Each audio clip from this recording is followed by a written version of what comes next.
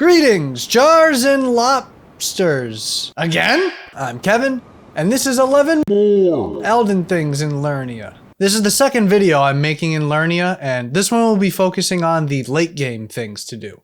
This area has a lot of events that happen after circling back, and because my name is Kevin, I can backtrackingly show 11 of these things to you. Anyone else who does this idea will be fed to the hand beasts.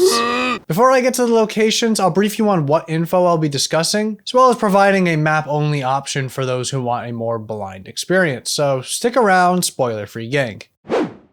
Here's the general guidelines on what I may be covering in this video. If you're worried about spoilers, you can read the coverage in the description. Because this video will be focusing on the mid to late game things, you may not be able to do all of these things immediately and have to come back later. I'm going to do my best to showcase everything here without revealing big spoilers. But for those who want even less information and only care about the locations, you can go to this time or click the map only timestamp in the description. You have 10 seconds starting now to skip ahead if you want. Feel free to explore the map there, but for everyone else, let's get to the list. So now that we're considering all of Liurnia, we can add to our icon counter here from the last video. We now have 2 more Everjails and another memory stone in one of the 4 new rise towers. After updating our total here, I'm going to recommend the first place you visit is at the ravine cave here to the north. This precipice will allow for you to get a gold seed, lost Ash of War barbaric roar, serpent god's curved sword, magma scale sword, among other interests. Now that we've covered that, let's move on. Number 2 is located to the west at the 4 belfries. You'll be able to find a jellyfish shield on the road before getting to the belfries themselves. After, head to the top belfry to find a chest with an imbued sword key. The imbued sword key is an item that is used to activate one of the portals in front of the other belfries. There are 3 portals here and exactly 3 imbued sword keys in the game. 1 found here, 1 found in the Academy of Rhea Lucaria, and 1 found in Caelid's Town of Sorcery. Activating the highest portal will teleport you to the starting area, where you can get revenge on the Skyon that killed you at the start of the game. You'll also be able to find an ornamental sword, golden beast crest shield, stormhawk spirit summon, and a key item for a certain NPC questline. Activating the second portal will bring you to an isolated location of the Sophia River Underground. Here you'll be able to get the modded necklace charm, which provides various debuff resistances. The lowest and last portal will let you go to an isolated location in the crumbling Farum Azula, aka the Pacific Garbage Patch. Look that up, it's a real thing. Here you'll be able to get the Pearl Drake Talisman Charm, which reduces non-physical type damage. Once you're satisfied with all that, let's move forward. The third spot on our list is to the north at Coraya Manor.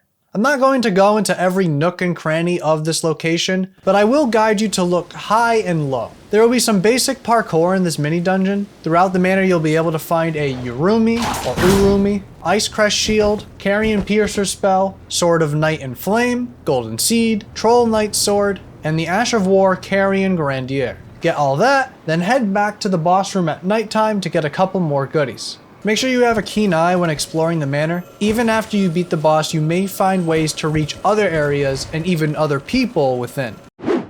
Now that we've cleared Coraya Manor, we can complete number 4. You might have come here earlier to the Artist Shack to the south, but prior to this you had no way of getting to the actual reward. Now you can. Interact with a painting and head to this location and you'll be awarded a Juvenile Scholar robe and cap.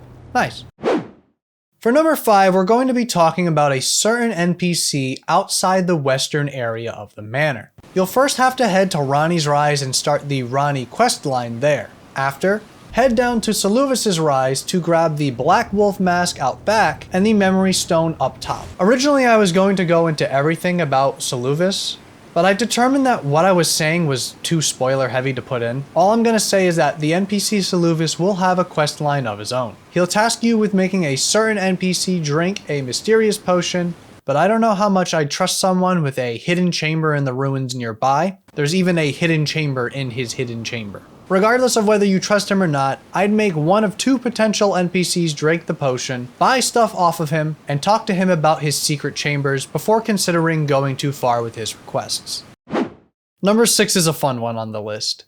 It's Jarberg! Jarburg is a little town hidden off of this cliffside. On release, this town was filled with just friendly pot people, but now there's a quest line for this area. I recommend you come here and talk to the NPC, do everything you can, then once you've completed Volcano Manor later in the game, come back and find any potential changes. You'll be able to get a special whip. Finally, once you complete Alexander the Pot Warrior's questline, come back here again. You'll get a companion pot charm and a completed questline for your efforts. I really like this one.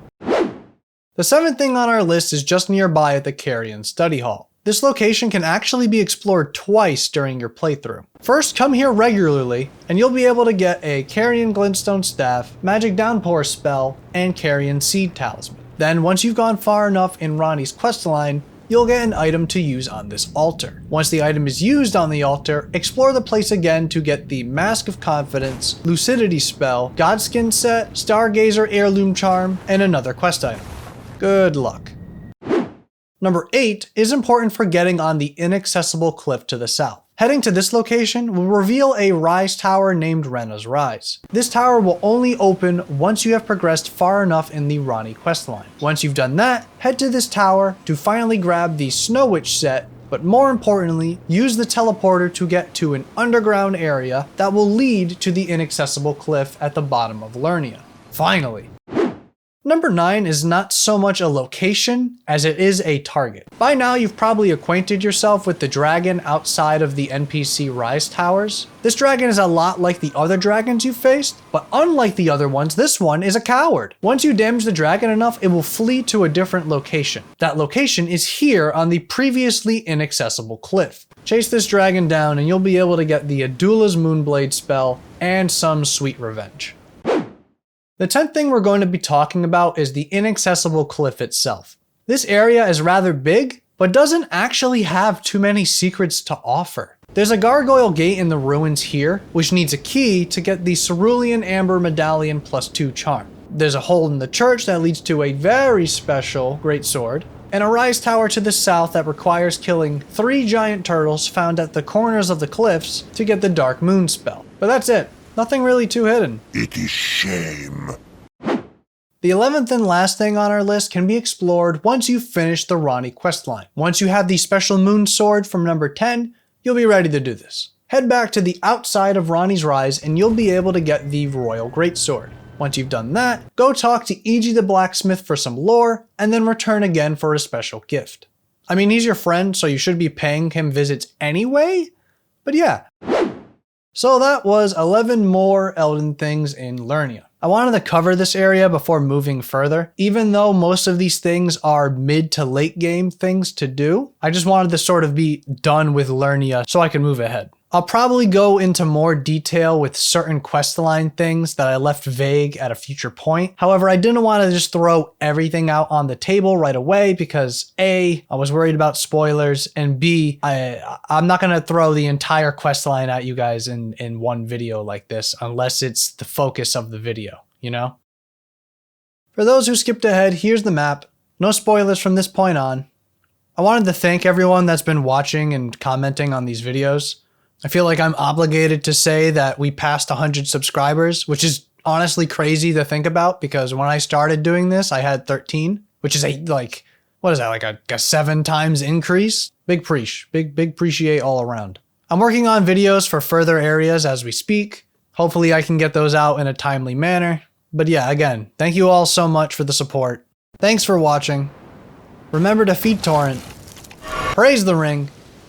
And I'll see you in the next one. Peace.